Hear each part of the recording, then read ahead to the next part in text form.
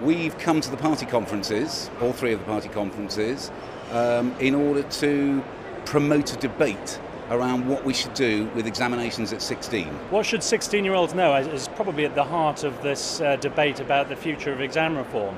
For a start, is it what should 16-year-olds know, or is it what should 16-year-olds be able to do? If they're going into a supermarket, they need to know that they'll be given the right change. They need to know how to write a letter. They need to know how to write an email and how to use proper etiquette and social etiquette when meeting new people. Fundamentally around maths and English, I think is very important to get the foundation subjects. But I'm looking for somebody ready to carry on their learning career as they go through their life. So it's really skills around learning I'm looking for. They need to know how to network. They need to know how to work with other people. Well, the whole objective of government reforms is to close the attainment gap between those from wealthier and poorer backgrounds. So we need to make sure that our education system equips young people by the age of 16 to have the same level of education as those from more privileged backgrounds. It's much more complex than simply saying everybody should read this book or that book, or everybody should know all the rivers of Europe, or whatever other piece of knowledge. This question is really at heart what we should be debating before we decide what examinations and what examination system we should be setting. There's a big question mark about whether you need examinations or qualifications at 16. And if you do, should they just be touch points? Should there be qualifications? Should they just be you're ready to go on a higher level course? I'm totally opposed to getting rid of exams at 16. This has been part of an agenda for many decades. People are wanting to get rid of objective external assessment at 16. I think it's a very important part of development. I think it's only part of development.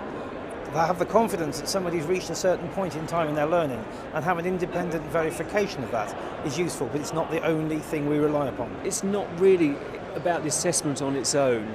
It's about how the assessment fits in with the learning.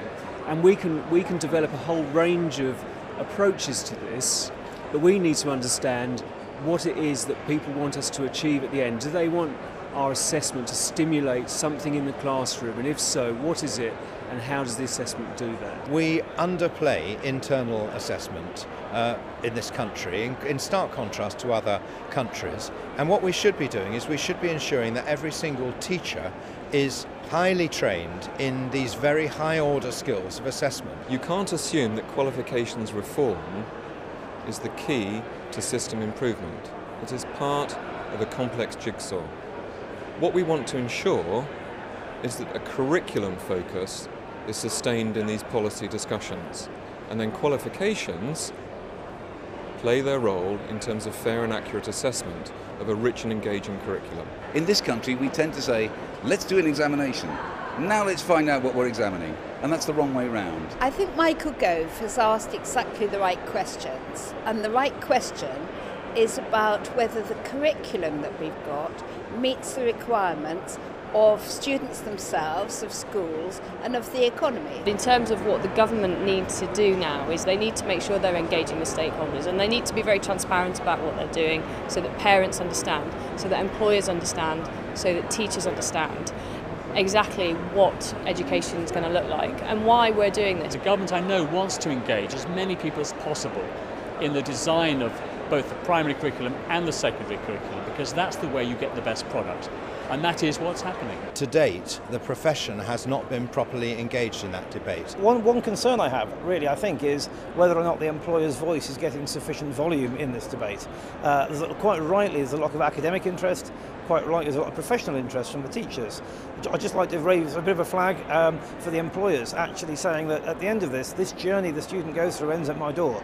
It'd be quite nice just to have a little bit of a voice in the debate, perhaps more than we're seeing at the moment. The more people talk about it and care about it and begin to understand the issues, the more we're likely to be able to actually make a difference to young people who are currently, without overstating it, being failed by the system. We have to keep pace with other countries around the world that are reforming their education system and that are reforming it more rapidly than we are. And we have to make sure that our education system doesn't stand still but that it keeps pace with those countries. What I want from government is, I think it comes down to three simple things, and a lot of them are around confidence. What am I looking for? I'm looking for a regime that has an underpin of quality that I can take from its name, I can take from its brand, and I can rely upon that quality. What's really important is that there is a clear, transparent and high quality system in place that people can trust. I'm looking for consistency, so I make sure that the government's policy gives me people coming into employment where I can rely upon the credentials they come in with and not have to question them. And I want simplicity, in that it's very difficult sometimes to understand what is presented to you by a candidate coming into an organisation. We need to have qualifications that young people can carry with them, that carry weight, value and confidence. What I'm looking for from examiners doing assessments, I'm looking for them to be consistent, I'm looking for them to be interpretive. I don't want marking by automation.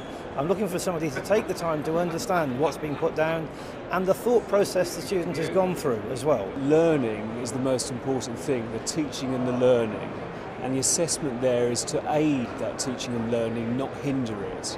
And if at the moment there are concerns that the assessment is hindering the teaching and learning, it's a very good point, and it's something we need to look at. I'm optimistic. I mean, I'm really optimistic. I was a teacher for 5 years, and I know that within these schools are teachers that want to make a difference, and there are young people that want to learn.